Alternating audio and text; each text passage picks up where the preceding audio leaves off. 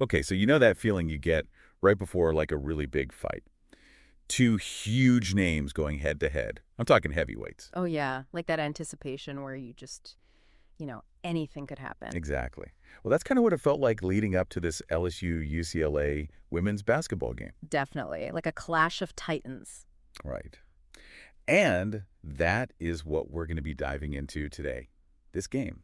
It's funny you say that because there really was a lot more to this game than what we saw on the surface. Yeah, so let's talk about that. What made this particular matchup so special? What were we looking at going into it? Well, we're going to find that out today, but we've got some great sources here to help us unpack this whole thing. Right. So we've got a really detailed summary of the game itself, which is, essential.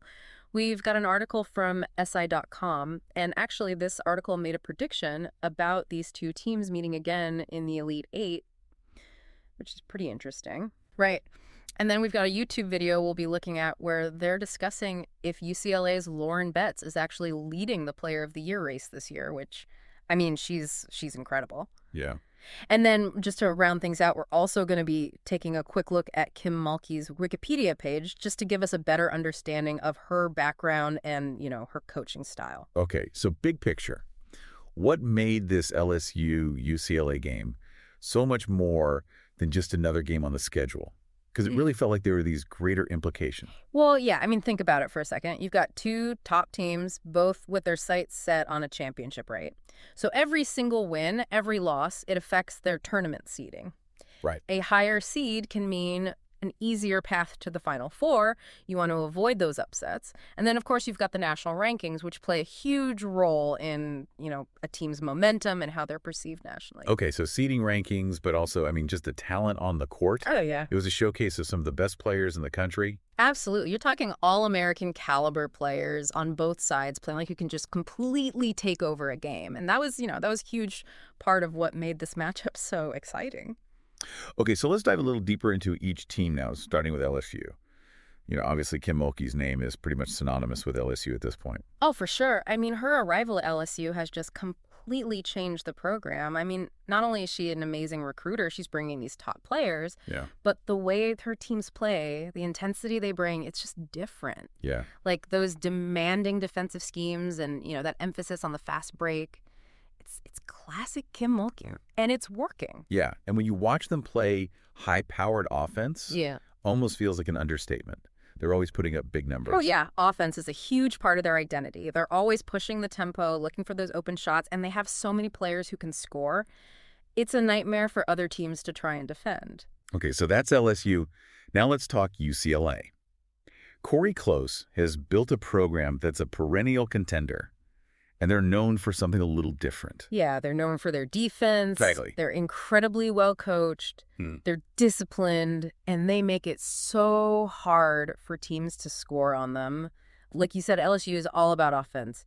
UCLA is all about that shutdown D. Yeah, and a big part of that is Lauren Betts. She's a force in the paint. Oh, absolutely. Lauren Betts has been incredible for UCLA. And her impact goes way beyond just scoring. She demands a double team almost every time she touches the ball, which opens things up for their shooters. Right. And then defensively, her size and her length, it just changes the whole game. She alters shots. She controls the boards. She's a game changer. Yeah. And then you've also got Gabriela Jaquez, who's been really stepping up for UCLA as well. Yeah, Gabby Jaquez brings so much to that team. She can score, she can rebound, and she always seems to make the big play when they need it most. Right. She's a clutch player. And then you've got Tamia Gardner, who transferred in from Oregon State. Oh, yeah. Tamia Gardner is another great addition to that UCLA roster. She's a very talented player, and it says a lot about Corey Close and the program that they're able to attract players like her. Okay, so we talked about the teams now. Let's talk about the coaches. Yeah. Kim Mulkey. You look at her career. It's just win after win after win. What is it about her coaching style that has made her so successful for so long?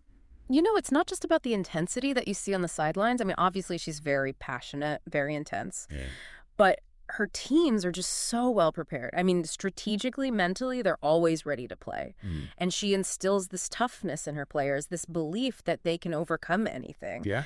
And, she's won championships everywhere she's been. So that experience, that pedigree, it creates a culture of winning. Her players, they expect to win. They're held to a very high standard. And then you've got Corey Close, who Maybe he doesn't have as many national titles as Kim Mulkey, but is still considered one of the best coaches in the game.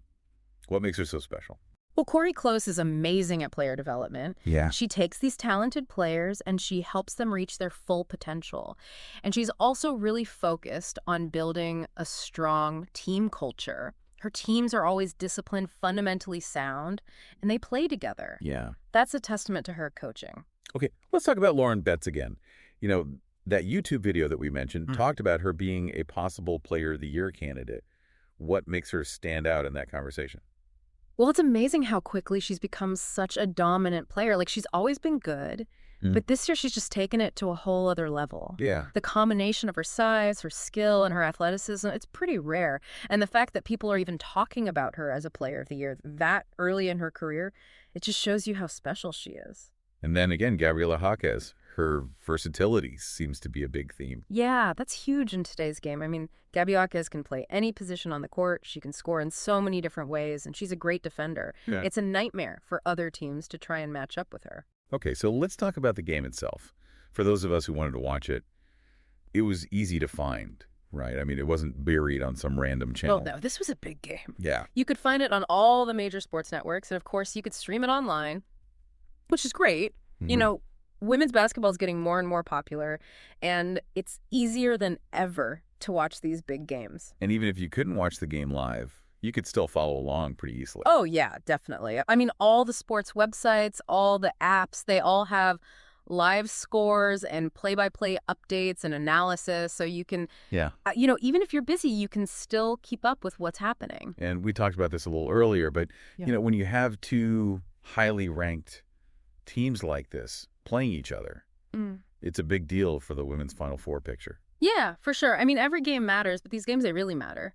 Because you're not just trying to win. You're trying to build a resume for the NCAA tournament. You want to show the committee that you can beat the best teams in the country. And so for LSU and UCLA, this was a huge opportunity to, you know, kind of solidify their position as contenders and, you know, maybe even influence their seeding for the tournament. And it wasn't just people watching the game. It felt like the whole world was talking about it on social media. Oh, yeah. Social media was blowing up. It was trending everywhere. I mean, people were posting reactions, sharing highlights. I mean, it really added to the excitement of the whole thing. Yeah. And, you know, it helps grow the sport when you see that kind of engagement. And then you had the traditional sports media, which also gave this game a lot of coverage. Oh, yeah, absolutely. I mean, a game like this, it's going to get a lot of attention from all the major outlets.